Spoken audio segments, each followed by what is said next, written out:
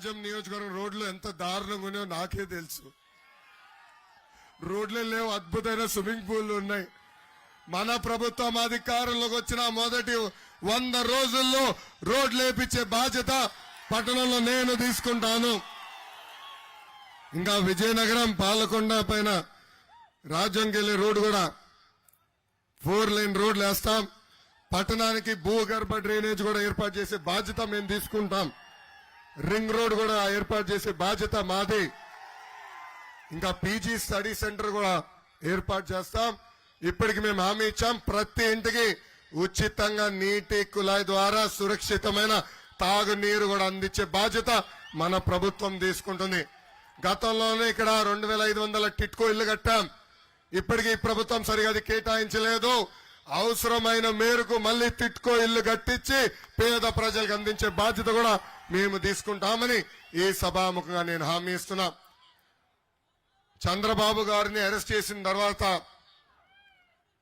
కోర్టులో ఆయన నిలబెట్టారు.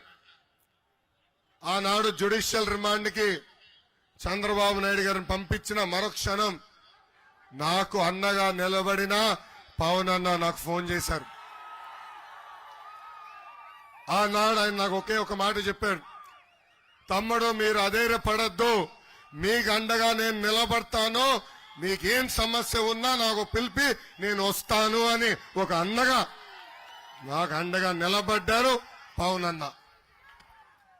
ఏకంగా పవన్ అన్న నాడు ఆంధ్ర రాష్ట్రానికి ప్రత్యేక విమానంలో రావాలనుకుంటే ఆయన ఆపింది ప్రభుత్వం. ఆయన ఫ్లైట్ కి పర్మిషన్ క్యాన్సిల్ చేసింది ప్రభుత్వం. అంతేకాదు రోడ్ మార్గంలో వచ్చేదానికి ప్రయత్నిస్తే దాదాపు 3 గంటల సేపు ఆయన రోడ్డు పైన ఆపేసింది ప్రభుత్వం. ఆనాడే పవన్ అన్న నిర్ణయించుకున్నారు, ఈ సైకో జగన్ ని రాష్ట్రాల నుంచి తరిమి కొట్టాలని. అందుకే తెలుగుదేశం జనసేన పార్టీ కలిసి ఈ సైకో జగన్ ని ఇంక 2 నెలలు తరిమి కొడతామని ఈ సభాముఖంగా మీకు తెలుపుతున్నాం. అసలు తెలుగుదేశం పార్టీ బలం తెలుగుదేశం పార్టీ కార్యకర్తలు.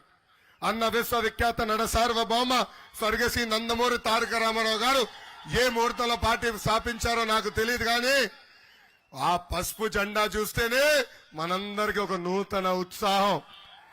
వైకాపా నాయకులకి కార్యకర్తలకి బూమ్ ప్రెసిడెంట్ మెడల్ కావాలి, కానీ మనకి చంద్రబాబు గారు రా కదిలి రాని ఒక పిలిపిస్తే పరిగెత్తుకుంటూ వెళ్లే కార్యకర్తలు మనకున్నారు. నాకు అక్క చెల్లెలు లేరు, అన్న తమ్ముడు లేరు, ఇంట్లో ఒక్కడనే. కానీ అన్న ఎన్టీఆర్ నాకు 60 లక్షల మంది అక్క చెల్లెలు అన్న తమ్ముడు నాకు ఇచ్చారు. మీ రుణం తీర్చుకునేదానికి 2014లో కార్యకర్తలకు ఒక సంక్షేమ నిధి ఏర్పాటు చేశాం. ఆ సంక్షేమ నిధి ద్వారా ప్రమాదంలో కార్యకర్తలు చనిపోతే ఆ కుటుంబాలకి 2 లక్షల రూపాయలు ఇచ్చాం.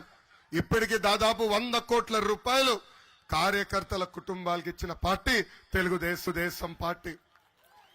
అంతేకాదు ప్రమాదంలో గాని ఫ్యాక్షన్ లో గాని కార్యకర్తలు చనిపోతే వాళ్ళ పిల్లల చదువు వాళ్ళని మొత్తం అన్ని రకాలుగా సెటిల్ చేసే బాధ్యత మా తల్లి భువనేశ్వరి అమ్మ తీసుకుంది.